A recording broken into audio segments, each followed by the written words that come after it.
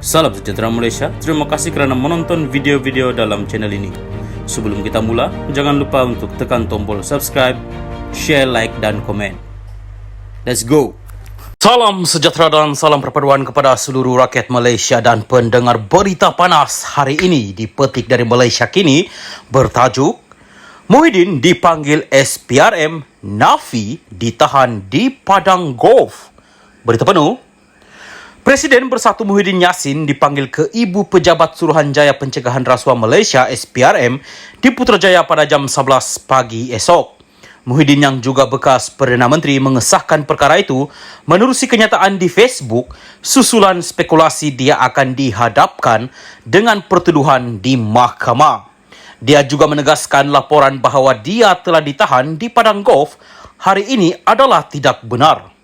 Hari ini saya hadir ke beberapa mesyuarat berkaitan Perhimpunan Agung Tahunan Bersatu yang akan bermula Jumaat ini. Bagaimanapun, esok Khamis saya diminta ke Ibu Pejabat SPRM pada pukul 11 pagi katanya.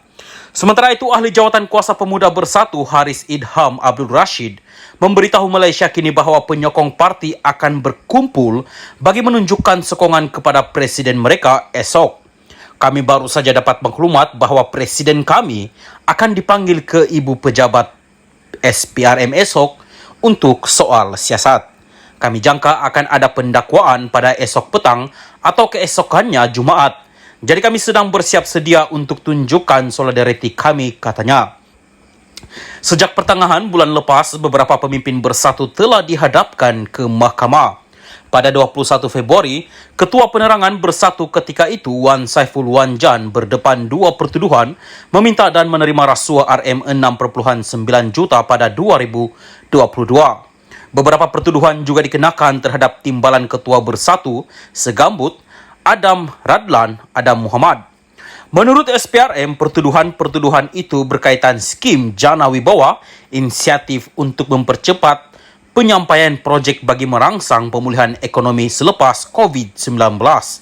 Turut didakwa Tiaw Wee Cheng yang menjalankan perniagaan di kawasan Pago, kebetulan kubu kuat Muhyiddin. Sekian berita, teruskan bersama channel ini. Salam Malaysia, selamat malam kepada seluruh rakyat Malaysia dan pendengar berita panas malam ini bertajuk Saya didakwa kerana tidak sokong Muhyiddin, Syed Siddiq. Berita penuh. Bekas Ketua Pemuda Bersatu Syed Siddiq Syed Abdul Rahman mendakwa dirinya telah didakwa kerana enggan menyokong Presiden Parti dan Perdana Menteri ketika itu Muhyiddin Yassin. Pengasas bersama muda itu membuat dakwaan itu semasa memberi keterangan untuk menyokong pembelaannya terhadap 4 pertuduhan jenayah yang dikaitkan dengan RM1.12 juta dana parti. Semasa prosiding di Mahkamah Tinggi Kuala Lumpur hari ini, Ahli Parlimen Muar itu memberi keterangan bahawa dia tidak mempunyai apa-apa untuk disembunyikan kerana siasatan pihak berkuasa pada awalnya adalah berhubung dakwaan kehilangan dana dari peti besi di rumahnya di Petaling Jaya pada Mac 2020. Semasa diperiksa semula oleh Peguam Bela Utama Gobind Singh Dio, bekas Menteri Belia dan Sukan itu mendakwa bahawa pada akhir bulan pada tahun itu, SPRM mengumumkan bahawa dia akan disiasat sambil menambah bahawa dia tidak mempunyai apa-apa untuk disembunyikan.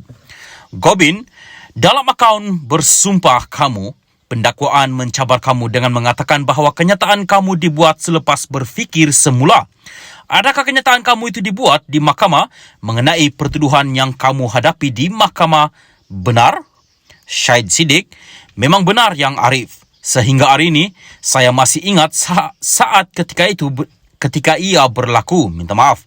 Apa yang dibincangkan, di mana dan apa yang berlaku selepas itu kerana apa yang berlaku adalah jelas salah. Dan saya tidak mahu musuh politik saya melalui perkara sama. Gobind, apabila kamu mengatakan apa yang berlaku jelas salah, apa yang kamu maksudkan? Syed Siddiq, permintaan untuk menyokong Muhyiddin walaupun saya tiada masalah pribadi dengannya. Namun, jika perkara itu menyokong kepimpinan Muhyiddin akan menghentikan pendakwaan terhadap saya, ia salah yang Arif. Pegawai penyiasat IO sendiri menyiasat dan menyerbu rumah saya. Dia bersama saya setiap hari ketika dibawa untuk proses siasatan dengan SPRM. Untuk IO itu memberitahu SPRM adalah alat politik apabila tukar kerajaan dan saya adalah mangsa pendakwaan politik. Itu tidak betul dan berharap ia diperbetulkan. Saya tidak mahu musuh politik berhadapan perkara sama. Jika ada, saya harap perkara ini akan diperbetulkan.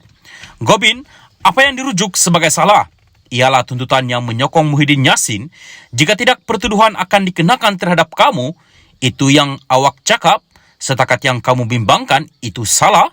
Syahid Siddiq, betul, itu salah. Semasa peringkat pendakwaan perbicaraan tahun lepas, Sharifah Mahani, Syahid Abdul Aziz dan Syahid Abdul Rahman Abdul Asagov memberi keterangan bahawa anak mereka Syahid Siddiq berada di bawah tekanan untuk menyokong Muhyiddin. Prosiding di hadapan Hakim Azhar Abdul Hamid hari ini adalah hari kedua perbicaraan peringkat pembelaan. Berikutan mahkamah pada 28 Oktober tahun lepas memerintahkan tertuduh membela diri atas satu pertuduhan bersubahat dalam pecah amanah jenayah CBT, penyelewengan aset dan dua tuduhan pengubahan wang haram. Semalam merupakan hari pertama perbicaraan peringkat pembelaan, dengan Syahid Siddiq memberi keterangan. Terdahulu hari ini semasa pemeriksaan balas oleh Timbalan Pendakwa Raya Utama Wan Syaharuddin, Wan Ladin dan anggota pendakwaan lain, tertuduh menafikan wang berkenaan kononnya adalah dana yang hilang dari rumah berkenaan dan dana adalah milik Bersatu. Syahid Siddiq mengulangi, penafiannya pernah mengeluarkan arahan kepada bekas anggota sayap Pemuda Bersatu untuk mengeluarkan RM 1 juta ringgit dana parti. Tertuduh berhujah bahawa RM RM120,000 yang didakwa oleh pihak pendakwaan sebagai dana parti sebenarnya adalah wang miliknya sendiri yang dikumpul melalui dua acara mengumpul dana untuk kempen pilihan raya di Muar. Syahid Siddiq juga berhujah bahawa sejumlah RM RM100,000 yang didakwa oleh pendakwa raya sebagai hasil daripada aktiviti menyalahi undang-undang yang berada dalam akaun amanah saham Bumi Putra ASB tertuduh adalah dananya sendiri. Perbicaraan akan bersambung pagi esok.